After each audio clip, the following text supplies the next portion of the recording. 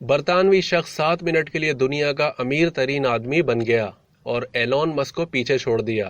بین الاقوامی media reports کے مطابق برطانوی یوٹیوبر میکس فوس نے دعویٰ کیا ہے کہ وہ ٹیکنالوجی کے ارب پتی ایلون مسک کی دولت کو پیچھے چھوڑ کر دنیا کے امیر ترین شخص بن گئے ہیں، لیکن منی ٹیبل کے اوپری حصے میں ان کا عہدہ قلیل مدتی تھا، یعنی وہ صرف 7 منٹ کے لیے دنیا کے امیر ترین شخص بنے۔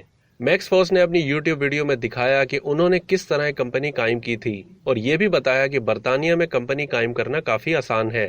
آپ بنیادی طور پر ایک فارم بھرتے ہیں، لیکن اسے کمپنی کے لیے ایک نام کی ضرورت ہوتی ہے جس کا اختتام لمیٹڈ پر ہونا چاہیے۔